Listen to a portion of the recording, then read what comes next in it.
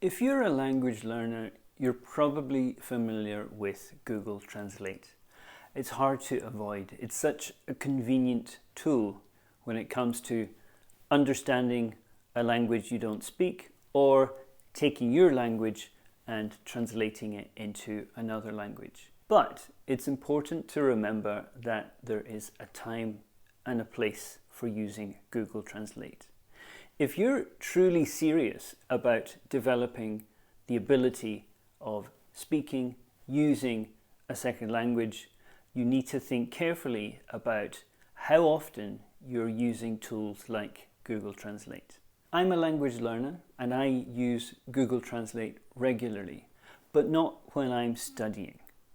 So for example, I might use Google Translate if I receive an important document from the city office or from the tax office, something that I really don't want to make a mistake understanding. So those situations I would try to Google Translate so I can try to understand as best as I can what is happening.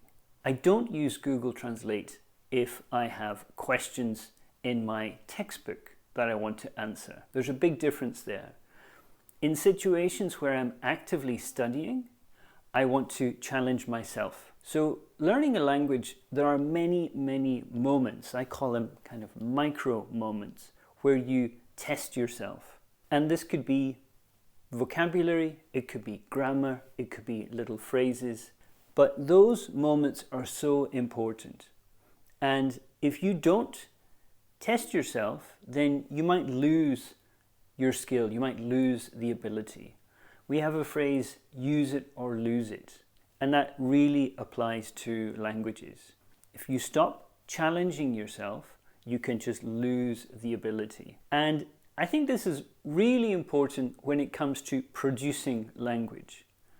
So you've got active and passive skills. Passive is listening or reading. The information comes to you. Active is when you are trying to produce language, okay? And if you're using Google Translate to produce language, which I believe is the more difficult skill, then you're really not giving yourself the chance to improve. For me, writing is the first step towards speaking. I have many students who are really frustrated with their ability to speak. And then I ask them, well, do you practice writing very often? And they say no. But how can you be good at speaking if you find writing difficult? Writing is an easier skill because you've got more time. You've got time to think about the ideas you want to write. You have time to think about the vocabulary, the grammar that you want to use. In speaking, especially if you're having a one-to-one conversation with somebody, you don't have time.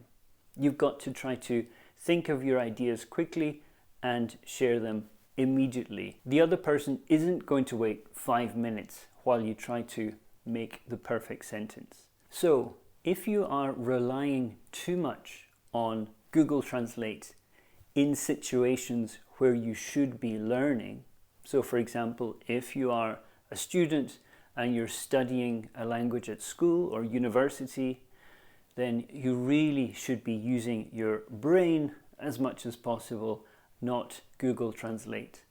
Because you don't want to be in a situation where you pass the assignment, but you haven't actually got that skill level. Learning a language is hard. Everybody will agree that learning another language is hard.